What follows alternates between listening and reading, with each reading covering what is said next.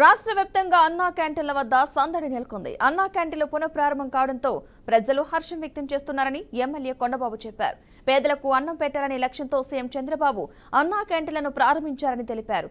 Super 6 పథకాల్లో భాగంగా ఇచ్చిన హామీ ప్రకారం చంద్రబాబు అన్నా క్యాంటీన్లను ప్రారంభించారు అంటున్న ఎమ్మెల్యే కొండబాబుతో మా ప్రతినిధి నందిని ఫేస్ టు ఫేస్.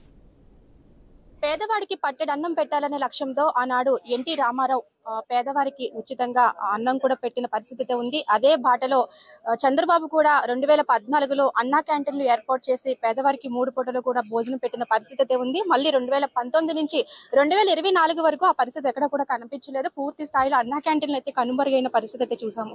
అయితే ఇప్పుడు మళ్ళీ కూటమి ప్రభుత్వం అధికారంలోకి వచ్చిన తర్వాత ఏదైతే సూపర్ 6 పథకాలు ఉన్నాయో అందులో అన్నా క్యాంటీన్ మళ్ళీ ప్రారంభిస్తామని చంద్రబాబు చెప్పిన హామీ ఏదైతే ఉందో రాష్ట్ర వ్యాప్తంగా నిన్న ఒక క్యాంటీన్ మాత్రమే ఏర్పాటు చేశారు. అది ఈ రోజు 99 క్యాంటీన్ కూడా రాష్ట్ర వ్యాప్తంగా ఆయా నియోజకవర్గాల్లో ఘనంగా కూడా ప్రారంభించారు. ప్రస్తుతం మనతో మాట్లాడడానికి కల్నూరు సిటీ ఎమ్మెల్యే వనమడి కొండబాబు గారు ఉన్నారు. సార్ చెప్పండి, మీరు ప్రతిపక్షంలో ఉన్నప్పుడు కూడా మీ సొంత నిధులతో అన్నా క్యాంటీన్ ని మీరు నిర్వహించి పేదలకు భోజనం పెట్టిన పరిస్థితి అయితే చూసాం. ఎక్కువ రద్దీగా ఉన్న జీజీహెచ్ కావచ్చు కొన్ని ప్రాంతాల్లో. ఈ రోజు రాష్ట్ర వ్యాప్తంగా మీరు అధికారంలోకి వచ్చిన తర్వాత మళ్ళీ అన్నా క్యాంటీన్ ని ప్రారంభిస్తున్నారు. ఎలా అనిపిస్తుంది? చాలా సంతోషంగా ఉందండి. మామూలు సంతోషం కదండి.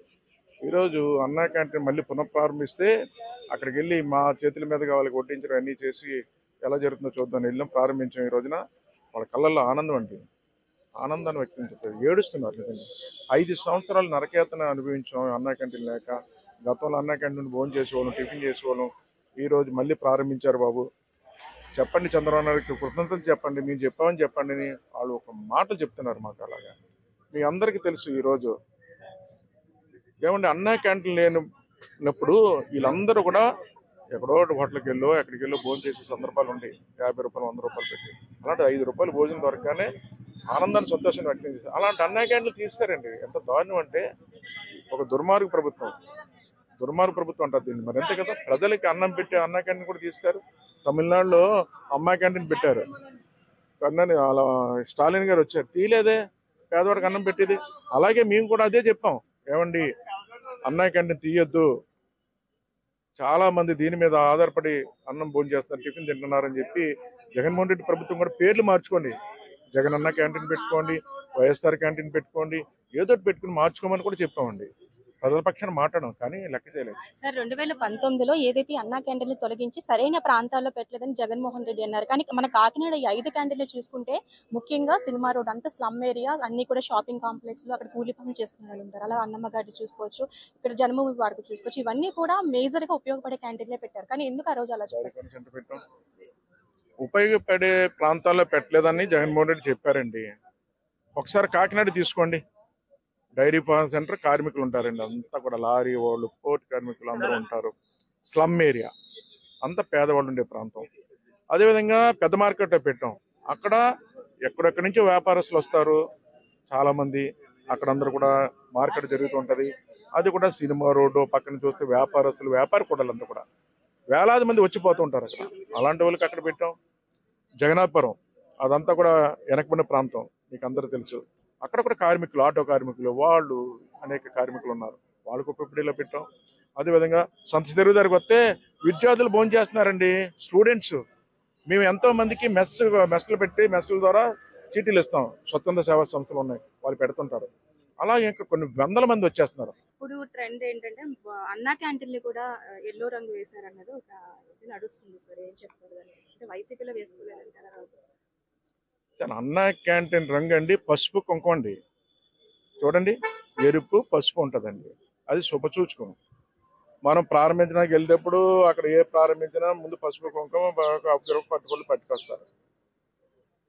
అది చాలా అందంగా ఉంది చెప్పాలంటే. సరే, మేము తప్పు చేసామండి, పసుపు వేసుకున్నామండి అండి. మీ ప్రభుత్వం వచ్చిందండి, మీ ప్రభుత్వం వచ్చినప్పుడు ఇలాంటి రంగులు వేసుకోకూడదు, ఎవరు ఏం చేయకూడదని మానేయాలి కదండి. మీరేం చేశారండి? ఇల్లులన్నిటికీ వైసీపీ రంగులు వేసుకున్నారు. ఇల్లులకి ఎక్కడ పడితే అక్కడ. అది అసలు ఆయన మాట్లాడేటప్పుడు రాష్ట్రంలో ఏం జరుగుతుందో తెలుసుకోలేకపోయాడండి, తెలుసుకుని మాట్లాడలేదని. అసలు ఆయన ఒక ఇంట్లో ఉండిపోయాడండి. ఒక ముఖ్యమంత్రి అయ్యి ఆయన ఇంట్లోనే పరిమితం అయిపోవడం వల్ల బయట ఏం జరుగుతుందో తెలియలేదండి నిజంగా చెప్పాలంటే. ఆయన ఏంటంటే ఆయన మామూలుగా ఈ సలహాదారులు పెట్టుకున్నాడు పాపం. ఆ సలహాదారులు ఏం చెప్తే చేసి, అదే వాళ్ళ మాట కూడా ఇన్ని కూడా కదండి, మళ్ళీ వాళ్ళు చెప్పేవారు. బయట చాలా మంది పెళ్లిళ్ళని అవి కలిసివారు వైసీపీ నాయకులు. ఏంటి ఇలా చేస్తున్నారు? అన్న క్యాంటీన్ ఏదో మీ పేరు మార్చుకుని పెట్టుకోండి, జగనన్న క్యాంటీన్ అని పెట్టుకునే బాబు, పేదవాళ్ళు భోజనం చేస్తున్నారు, లేకపోతే వైసీపీ రాజశేఖర రెడ్డి గారి పేరు పెట్టుకోండి అని చెప్తే మా మాట ఏంటి లేదా, మేమేం చెప్తాం బాబు అని మాట్లాడేవారు. ఆయనకి పరిపాలనా విధానం తెలియలేదండి. రాష్ట్ర ప్రజల మనోభావాలు తెలుసుకోలేకపోయారండి. రాష్ట్ర అనుభవం లేదు, అవగాహన లేదు ప్రజలపైన. ఈ రాష్ట్రం పైన అవగాహన లేదు, ప్రజలపైన అవగాహన లేదు. అనుభవం లేక ఈ రాష్ట్రం 5 సంవత్సరాల్లో పరిపాలన ఆయన చేసిన పరిపాలన వల్ల 30 సంవత్సరాలు వెనక్కి వెళ్ళిపోయింది. ఇప్పుడు ఇది ఏదైతే రాష్ట్ర వ్యాప్తంగా కూడా అన్నా క్యాంటీన్లు ప్రతి పేదవాడికి కూడా ఉపయోగపడుతుంది. ఏదైతే ఇచ్చిన హామీ ప్రకారము ఫస్ట్ హామీగా అన్నా క్యాంటీన్లు అయితే రాష్ట్ర వ్యాప్తంగా ప్రారంభించడం జరిగింది. అలాగే కాకినాడ 5 క్యాంటీన్లు కూడా ఎక్కడైనా కూడా క్రౌడ్ పెరిగినా కూడా వారికి వచ్చిన ప్రతి పేదవాడికి కూడా 3 పూటలు ఆహారం అందే విధంగా అయితే చర్యలు తీసుకుంటామని కొండబాబు చెప్పడం జరుగుతుంది. Vote studio.